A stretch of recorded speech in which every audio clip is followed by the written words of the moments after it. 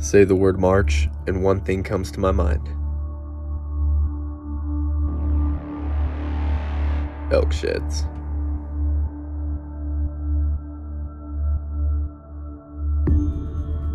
There's nothing quite like the feeling of walking up on a big set of elk antlers and holding them in your hands.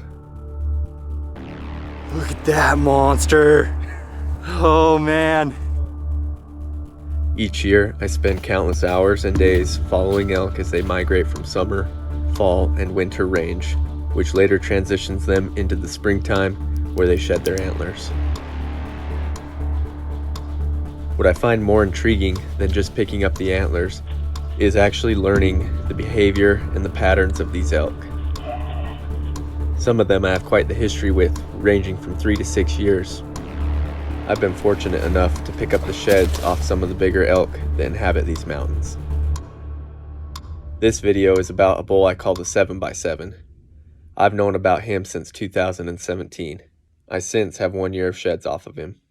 This year, he has a more unique look, a bit of an entanglement.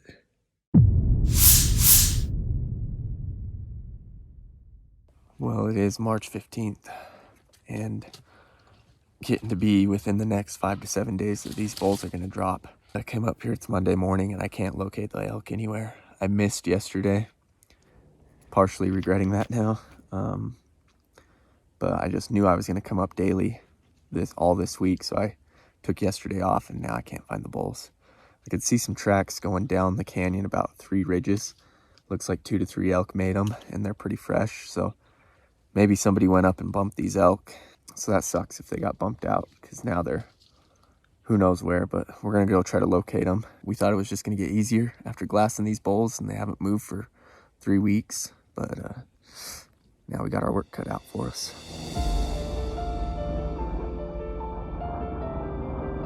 I spent the next few days covering a lot of country, hiking morning and evening, glassing from different vantage points to try to locate this bull.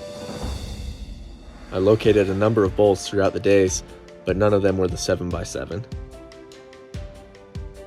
After a few days had gone by, I knew my time was getting limited, as that bull was going to shed any day. It was difficult because I had to split my time and glass for other bulls that are on the mountain that are going to be shedding soon as well. I even found one shed bull. One thing I like to do is analyze the bodies of these animals before they shed their antlers for scenarios just like this. This year, the 7x7 actually lost his entire right ear, likely around the time he got tangled in the rope. This, of course, was not the 7x7, so I knew to keep looking. I decided to take Wednesday and Thursday and devote those to another 6-point I've been watching. Come Friday, I decided it would be a good idea to go glass for the evening and try to locate the 7x7 one more time before the weekend. All right, now it's March 19th today, and going up looking for the 7-point and the 6-point. I lost track of them. I think Saturday was the last day Connor and I saw them, and then Sunday we came in and they got blown out. Couldn't find them anywhere. I've glassed a handful of different ridges. I've been struggling to find them. I have a hunch they're up in here. I've glassed it twice. Haven't seen them, but like just knowing what these bulls do, I feel like they have to be in one of these pockets up here. So we're gonna buzz up this ridge and try to glass for the evening before the weekend comes. If we see them shed, most likely their antlers are somewhere around there. Or if we see them packing, then we know to stay on them. It's hot, it's like 70 degrees. But we're gonna work up this ridge and start glassing.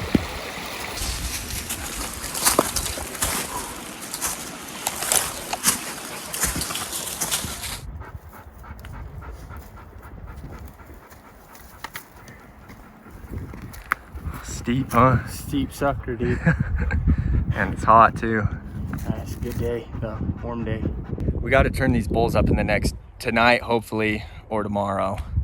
Because yeah, last weekend it was the 7-point, right, that shed this weekend last year. Yeah. So these bulls, and the 6-point's just as old as this 7-point, we think. So they're gonna shed really close to the same dates, we think. and that's why we got to turn them up, because wherever they are right now is going to be where their antlers are going to be laying.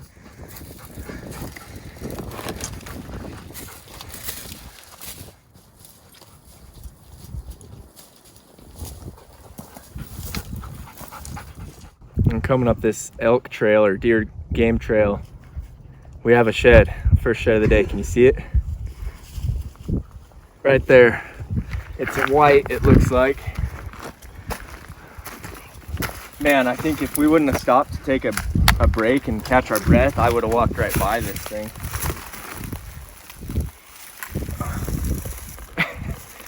Deer sheds, they're so dumb. Just freaking tiny. Like, just a dog chew is all that's good for. But maybe an icebreaker for us. Looks like it actually has been up here a couple years. Sweet. Deer shed. The same thing happened to me last weekend. So we're up in Martin's spot today, and he found a deer shed on the way up to glass for elk. Oh, yeah. And then a couple weekends ago, we were in my spot walking up to a glassing point, and we found a little deer shed too. So that's right, I forgot. that's pretty cool. Yeah. Dude, you got... Dude, I'm rolling. Oh my heck, dude. There's a brown shed right there. What is that? We just picked up this deer shed and gone maybe 15, 20 yards, and there's a brown deer. Dude, is it him? Dude, it's got a 7. It's a 7-point, bro. Dude, what the heck? Where's the rope? No rope on him. What the heck, dude? Let's go see that thing. That thing's a pig. Where's the rope though? This bull had like pounds of rope on his antlers. Yeah. Both antlers. Right in his bed, he dropped it. Look at this. Oh my gosh, what dude. The heck? Look at all the blood. All the way up on his beam. Dude. Down the royal. That is on awesome. His G2.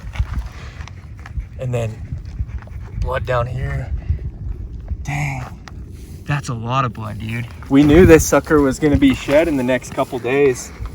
We were going up to glass for him with his antlers on, and he's already dropped them. He's dense just like last year. Dude. He's still got those good unders, good fronts that kind of hook.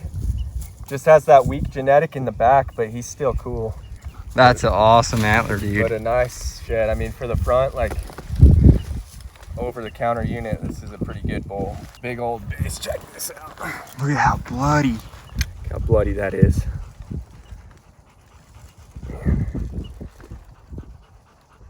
That's probably, that antler probably has the most blood I've ever seen. Now we gotta go match him up. Dude, we gotta match him up for sure. He can't be far away. If that rope got caught somewhere and that's why they came off. Yeah. Dude. That's so wild.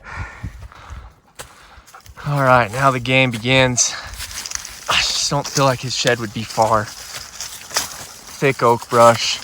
Right here is the most sign. Like, I've got elk trail here. And, you know, good feed. It's pretty beat up in here. Beat up going down this way too. A lot of tracks and poop in here. Come on, elk shed. Good game trail. There. There it is. Dude, bro, I got it. No, dude. Right there. Stalker?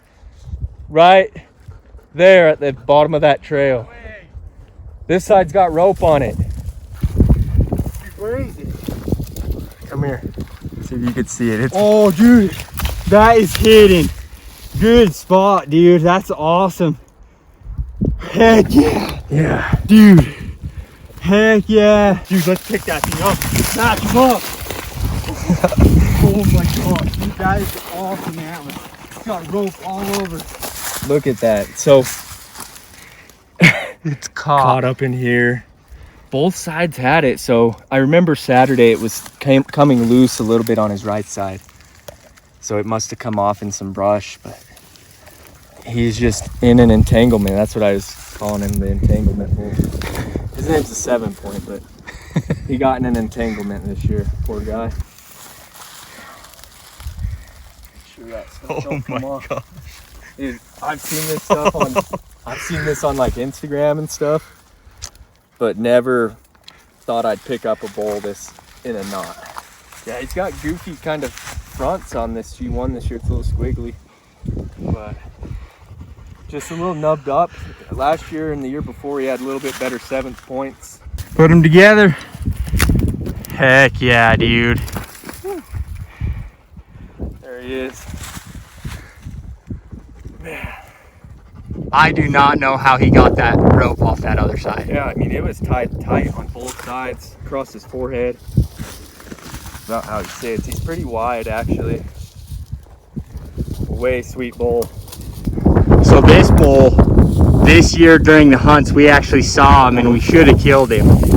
I shot my bull, and then this bull was the bull coming up to fight my bull, actually. Yeah, he came into like 60 yards from me, and I had my bow, but we just didn't know if Connor's bull was dead or not, so we didn't want to really shoot 2 bulls and be looking for both of them, and maybe I should have just went after him, because he's a sweet bull.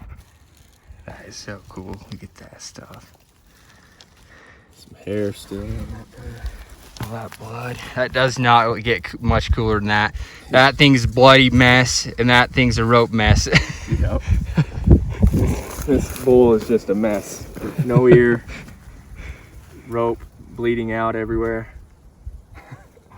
Crazy. Can't believe we came up here just to hope we could glass him up before the weekend and walk onto his antlers. Like, I knew they could be up here, but I did not anticipate finding them.